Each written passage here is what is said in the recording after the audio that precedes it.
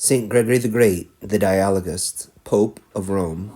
Gregory was born in Rome in about 540, the son of wealthy parents, and for a time he had a career as a civil magistrate there. He gave away all his wealth and established a monastery in Rome and 6 monasteries in Sicily, becoming a monk himself at the age of 35. So great were his ascetic labors that he often fainted from fasting and ruined his health, remaining weak and sickly for the rest of his life.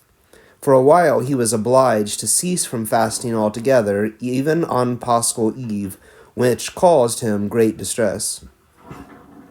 Gregory was called to serve as papal representative to Constantinople from about 578 to 585. On returning to Rome, he saw some slaves from faraway Anglia at the slave market. He was moved by the sight of these poor pagans and asked their country of origin.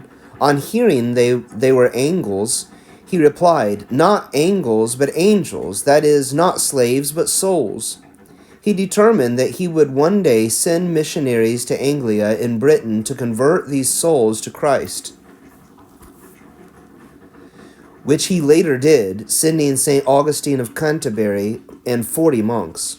In 590, Gregory was elected Pope of Rome, and he served in that office for 14 years.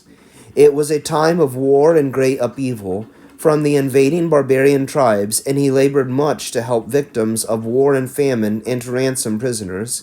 He also objected to the Patriarch of Constantinople calling himself Ecumenical Patriarch, which in Greek only meant Patriarch of the Ecumenical or Imperial City of Constantinople, because in Latin the title was translated as Universal Patriarch. He thought the Patriarch was claiming the authority over all, and he objected to such perceived pride. He wrote, "Whoever calls himself Universal Patriarch is in his elation the forerunner of Antichrist, because he proudly puts himself above all others." This remark was based on a misunderstanding. Gregory was a truly humble man. He was a true pastor as well and wrote many pastoral works, including Pastoral Care, a handbook for bishops, Moralia, a commentary on the book of Job, and his famous Dialogues, a book of local Italian saints, which gave him his title, the dialogist. He died in peace in 604.